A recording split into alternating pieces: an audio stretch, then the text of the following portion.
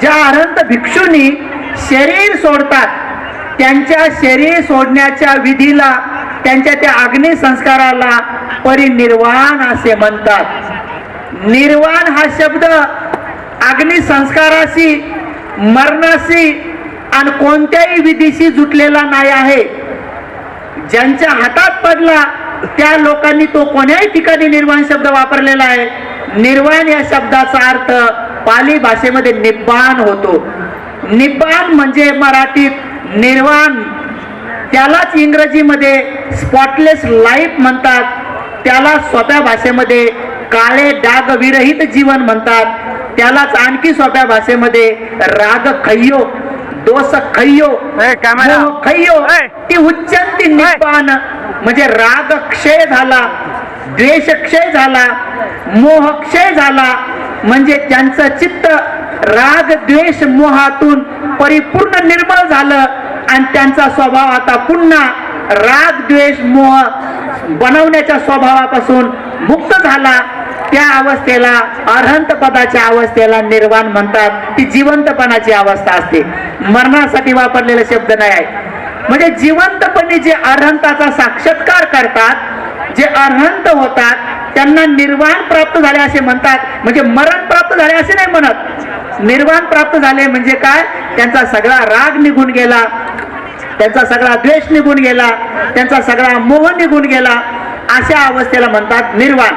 आणि असे अरहंत झालेले व्यक्ती जेव्हा शरीर सोडतात त्यांना म्हणतात परिनिर्वाण। आणि जेव्हा तथागत सम्यक संबुद्ध जेव्हा महापरिनिर्वाणाला प्राप्त होतात तर त्या विधीला म्हणतात, त्याच अवस्थेला म्हणतात महापरिनिर्वाण। महापरिनिर्वाण सूत्र आहे एक सेपरेट, महापरिनिर्वाण सूत्र। म्हणून महापरिनिर्वाण कशाला म्हणायचं हे जगातल्या कोणत्याही भिक्षूंना, चक्रवर्ती सम्राटाला, अरहंताला, कोणत्याही त्रिपिटकाचार्यांना, कोणत्याही सद्ग्रस्ताला, देवाला, माराला, ब्रह्माला कोणालाही अधिकार नाही। ते तथागताने सांगून ठेवलेलं आहे महापरिनिर्वाण सूत्रामध्ये की महापरिनिर्वाण सूत्र कोणासाठी, शब्द कोणासाठी वापरला पाहिजे।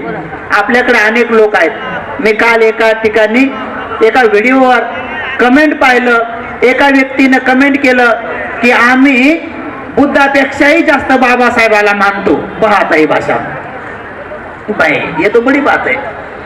तिथं काय कमेंट आहे, बुद्ध तो क्या, असं तिचा शब्द आहे, बुद्ध क्या चीज है, हम बुद्ध से बढ़कर बाबा को मानते। बाबासाहेब असते याला असे झोडपला असते, याला धरून 2-4 काट्याखाली याचं चांगलं टेंगुल आणलं असतं एका पाठ्यात, त्याच्या डोक्यात तिथं। तो भाई ये तुम्हारी बुद्धि है, ये तुम्हारी बुद्धि है, तुम किसको किससे बढ़कर क्या मानोगे, क्या तुम बुद्ध हो?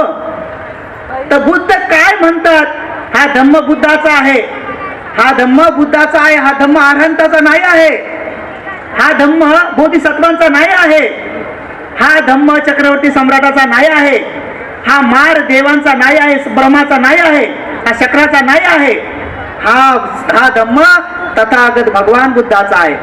तर तथागत भगवान बुद्धांनी प्रत्येक गोष्टीचं डिटेल असं विश्लेषण केलेलं आहे, एकही गोष्ट सोडली नाही आणि एकही गोष्ट आपल्याला जास्त टाकायची गरज नाही।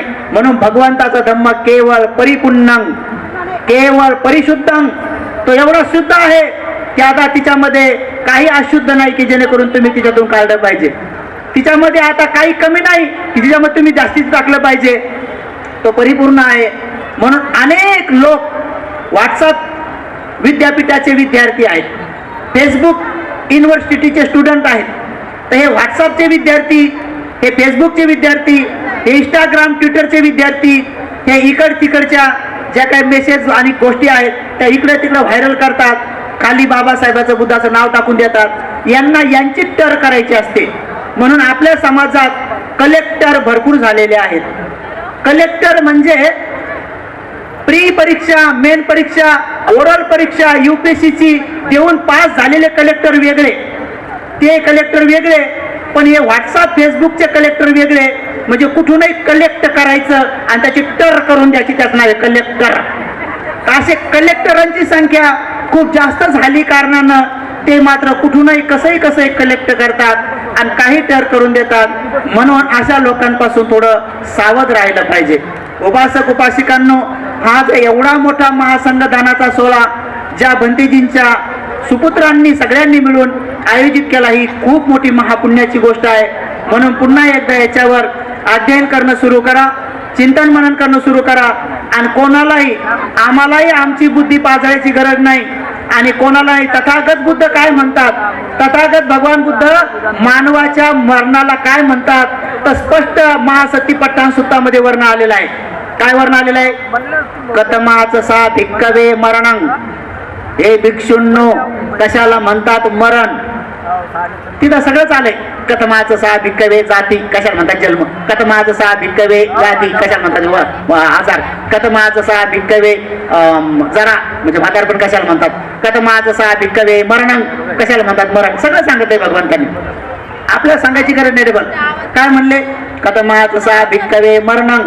त्यामुळे एक ते संग सत्तानं तम्मे तम्मे सतनिकाय जाती संजाती ओकंती अभिनिबंती खंदानं पातुभावो आयतनानं पैलावो मच्चू मरणं कालक्रियानं खंदानं किलेवरस निक्षेपो जीवित इंद्रिये सोपेच्छेदो अयं उच्चिती भिक्कवे मरणं.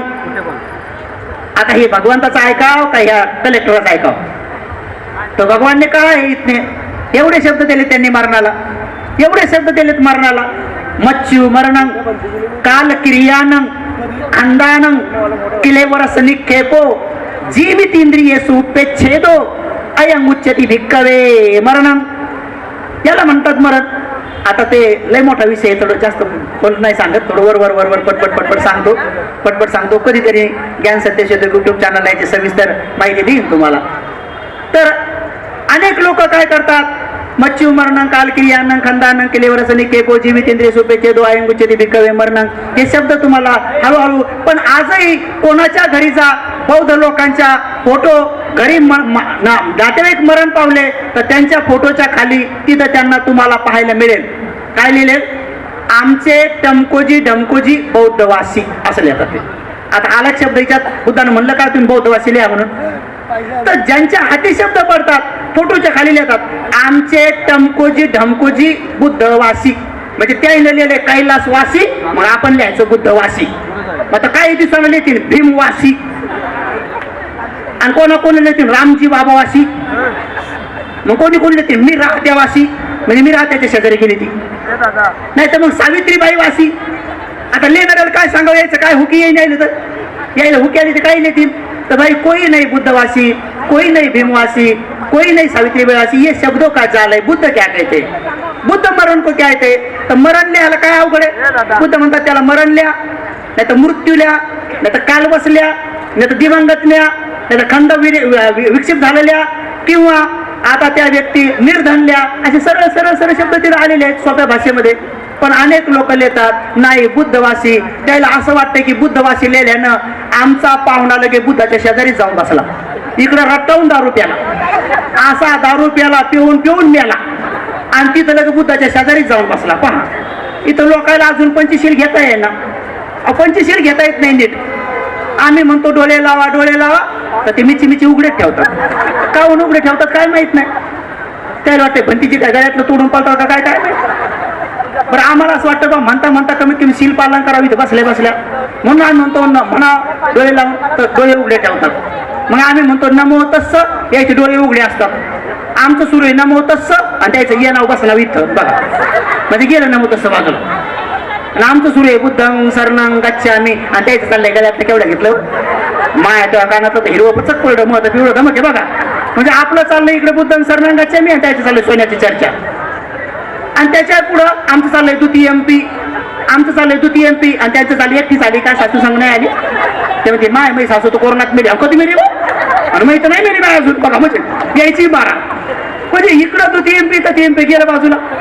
त्याच्यानंतर भंतीजी म्हणतात पाना ती पाहता वेर म्हणी, खेड्यातल्या महिला म्हणतात पाण्यात पाहता येड्यावानी शिक्का पद. आता बघा, आता पाण्यात पाहता येड्यावानी जर म्हणलं, किती वेळपर्यंत जर म्हणलं पोरं का जरी म्हणत राहिलं, याचा काय अर्थ कळणार आहे का, याचा काही लाभ होणार आहे का. म्हणून कोणता शब्द कधी म्हणावं, काय म्हणावं, कोणत्या अर्थानं म्हणावं, कशासाठी म्हणावं, हेही अजून माहित नाही आहे.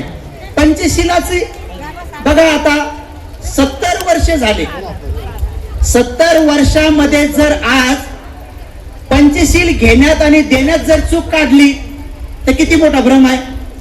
70 वर्षात जर ही चूक काढली तर तुम्ही सगळेजण काही मोजके लोक सोडले तर दुसरं शील तुम्ही आजही असं म्हणता. अनेक भिक्षू लोक दुसरं शील देताना आजही असं देतात. कसं?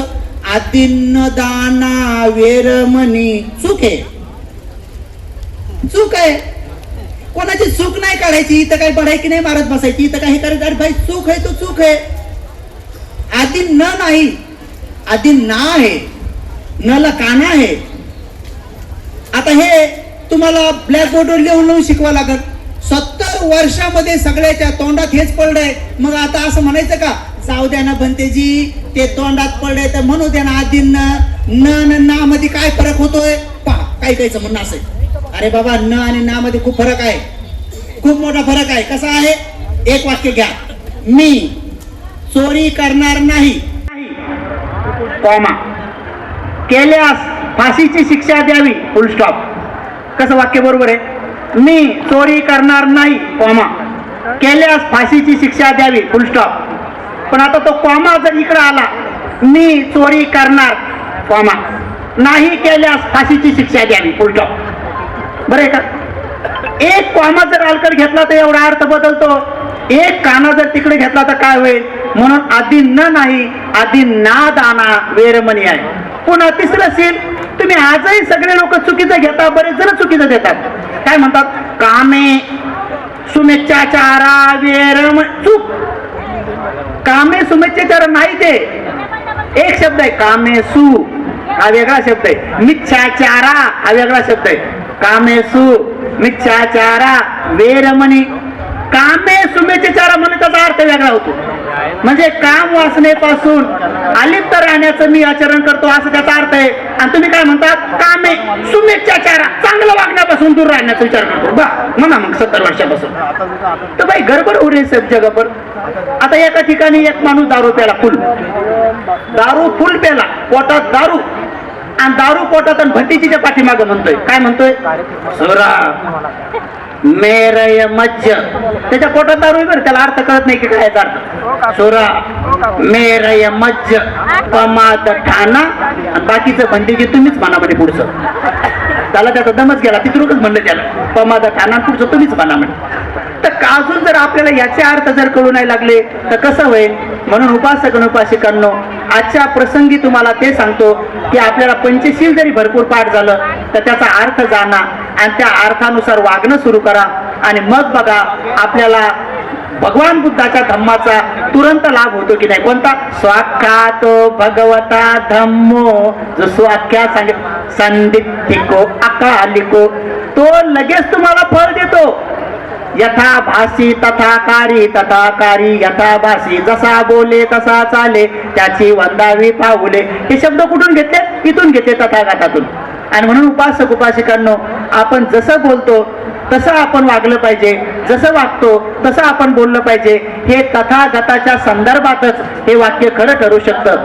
म्हणून आपण नित्यनियमाने सत्कर्म, कुशल कर्म, पुण्यकर्म करत असताना छोटे छोटे शब्द अनेक ठिकाणी दिल्या गेलेल्या आहेत, तर त्या आपण हळूहळू कमी कमी करत गेलं पाहिजे. आपल्याला हिंदू धर्माचा पगडा आहे, हिंदू धर्माचे शब्द आहेत. बघा आजही आपण डोक्याच्या टिकलीला आणि डोक्याच्या कुकाला टिकली आणि कुकू म्हणत नाहीत. अजूनही म्हणतो सौभाग्याचं लेणं. कितीतरी महिला काय म्हणतात? पती पती पती. कोणाच्या डोक्याला टिकली नाही दिसली म्हणतात नवरा मेला काय. म्हणजे टिकली दिसली तर नवरा आहे घरी असं त्याचा अर्थ, नसली तर मेला. आता मुसलमान मावल्यांना एकीला बी टिकल्या नाहीत, त्याचे सगळ्याचे नवरे मेले का? त्यांचे बी आहेत बिचाऱ्यांचे.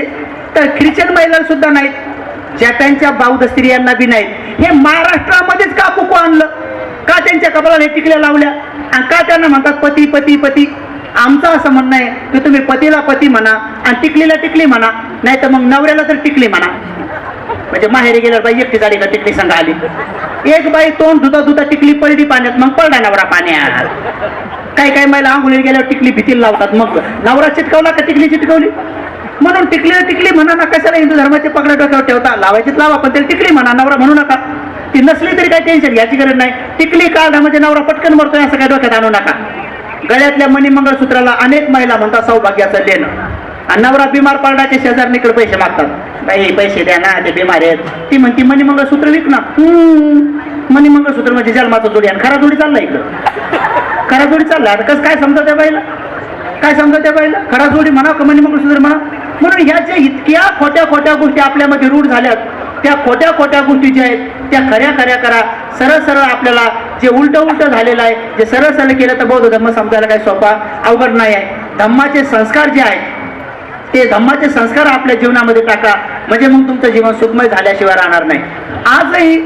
आजही खूप अशा गोष्टी आहेत. बघा, एका ठिकाणी मला बड्डेला नेलं, पोराचा बड्डे, पोरग 1 वर्षाचं, आणि केक त्याच्या वजना एवढा, आणि मेणबत्ती भली 5 किलोची अशी एवढी मोठी. आणि मला म्हणे बनतेजी ही मेणबत्ती कुठं लावू. मी म्हटलं केक सोडून कुठं लावा. तर ते म्हण नाही केकवरच लावा लागते. म्हणलं मग लावा. लावली तर केकवर पकडून पडू लागली. मला म्हणे बनतेजी मेणबत्ती कधी फुकू. मला नका फुकू, राहू द्या उजळ. ते म्हणे नाही फुकावं लागते. म्हणलं मग द्या फुकून. फुका म्हणलं, सगळं घरदार फुका म्हणलं, फुका. आता ते पोरग लहान, मेणबत्ती मोठी, आणि ते फुकायला गेलं, फू ती काय विजयच ना. मी म्हटलं एक काम करा, दोघं नवरा बघ त्याचं पोट दाबा, हवा निघत म्हणलं, दाबा म्हणलं जोरान पोट. आता ती मम्मी डोळे वाचून त्याला म्हणे पोरा फुकणार आहे म्हणे. आता ते फुकायला गेलं तर केकवर थुकलं, त्याची लालच पडली. बघा, आता पहिली पडली मेणबत्ती, मग पडली लाल.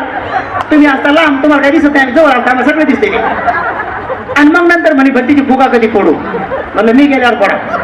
ते म्हणे नाही आताच फोडावं लागतं. म्हणलं मग फोडा तर अर्धी चमकी केकवर आणि अर्धी आमच्या डोक्यावर. बरं, चमकी आमच्या डोक्याला लागली ना तर निघत नाही, तुमची अशी झटकली तर निघून जाते. आमची काढली तर डबल चिटकती. बाहेर गेल्यावर एक माणूस म्हणे भंतीची तुम्ही चमक्या लावता का. पहा, अरे म्हणलं तिथं पडली आमच्या डोक्यावर, आधी काय चमक्या कशाला लावतो. बघा, चमकी पडली, मेणबत्ती पडली, थुका पडला, ज्याचा बड्डे त्याने केक कापला, लगेच मम्मीला चारला आणि बोटं चाटून घेतली. हॅपी बर्थडे टू यू म्हणलं, चाटला. लगेच पप्पाला चारला केक आणि बोटं पुन्हा चाटून घेतले. आणि मग म्हणे आजीला चार. आजी दाराच्यात बसली, त्याची मान हलवत, म्हातारी होती बिचारी. आजीला चारायला गेला तर आजीच्या इथली तंबाखूच घेऊन आला. तंबाखूचं इथं लावला, घेऊन आला हाताला लावून. आणि नंतर म्हणे आजोबाला चारायला जाय. मला आजोबाचा काय बेड काम तर म्हणलं. आता त्या केकचे एवढे हाल केले. मला म्हणे भतीचे खा म्हणलं, तूच खा म्हणे काय म्हणलं का. तर बघा, अजून माहित नाही लोकांना संस्कार काय करावं काय नाही, कसं करावं विधी, कुठून शिकले.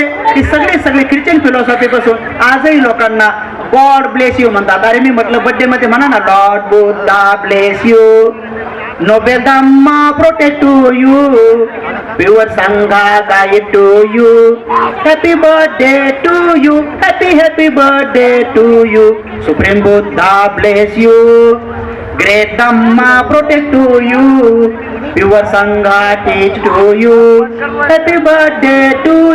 तुम अपना सुरू करू ना. तुम्ही काय गॉड ब्लेस यू पाहिलं, गॉड ब्लेस कुठे आणलं, गॉड ब्लेस माहिती गॉड कुठे आहे, कसं आहे काय तो भाई पता नहीं है.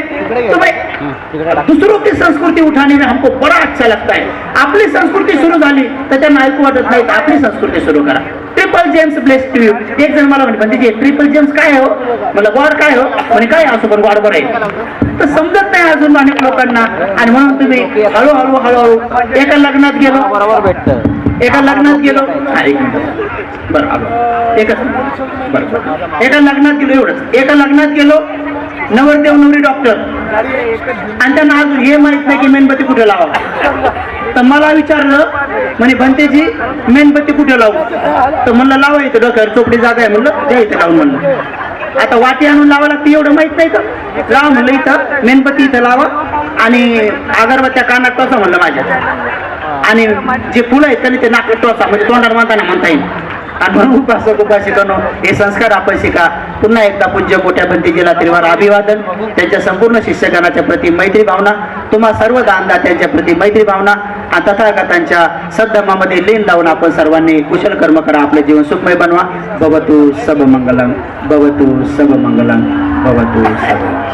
साधु साधु साधु. मुंबईतील बरेच उपासक उपासिका यांनी मला सांगितलं होतं की भंतेजी कृपया ज्ञानरक्षक भंतेंना आपल्या विहारामध्ये बोलवावं, त्यांचं प्रवचन ऐकू इच्छितो. तर भरपूर उपासकांची इच्छा आज पूर्ण झाली.